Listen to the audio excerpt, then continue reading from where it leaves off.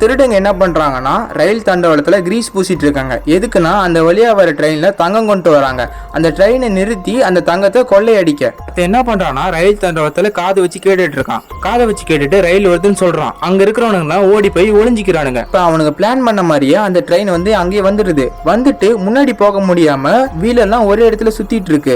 அந்த நேரத்தை பயன்படுத்தி அவனுங்க ட்ரெயினுக்குள்ள பூந்துடுறானுங்க. பூந்து இன்ஜின் டிரைவரை அடிச்சிடறானுங்க. அப்புறமா தேன் கூடு எடுத்துட்டு போய் செக்யூரிட்டி இந்த கம்பார்ட்மெண்ட்ல போட்டுறானுங்க. போட்டதும் அந்த தேனுங்கெல்லாம் செக்யூரிட்டி கடிக்க ஆரம்பிச்சிருது. இந்த செக்யூரிட்டி எல்லாம் வெளியே வர ஆரம்பிக்கிறாங்க. வெளியே வந்தோடனே அந்த செக்யூரிட்டியை சுட்டுறானுங்க. தங்க இருந்த கம்பார்ட்மெண்ட்டை மட்டும் தனியா கழட்டி கொண்டுட்டு போக ஆரம்பிச்சிடறானுங்க. அது பள்ளமா இருக்கிறதுனால அது தானவே போக ஆரம்பிச்சிருது. அடுத்து அந்த திருடங்க என்ன பண்றானுங்கன்னா கம்பார்ட்மெண்ட்டை நிறுத்த பிரேக் பிடிக்கிறானுங்க. ஆனா அது பள்ளமா இருக்கிறதுனால பிரேக் பிடிக்காம கம்பார்ட்மெண்ட் போயிட்டே இருக்கு. அதான் அவங்க ஆளுங்கிட்ட சொல்றானுங்க. அவனுங்க என்ன பண்றானுங்கன்னா பெரிய பெரிய கயிறு எடுத்துட்டு போய் அங்க இருக்கிற மரங்களுக்கு நடுவுல இழுத்து டைட்டா கட்டுறானுங்க.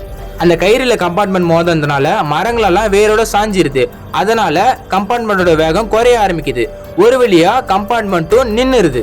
அடுத்து அந்த திருடங்க என்ன பண்றாங்கன்னா கம்பார்ட்மெண்ட்குள்ள ஏறி அந்த தங்கத்தை எடுத்து பங்கு பிரிச்சு அந்த இடத்தை விட்டு ஓடிடுறானுங்க.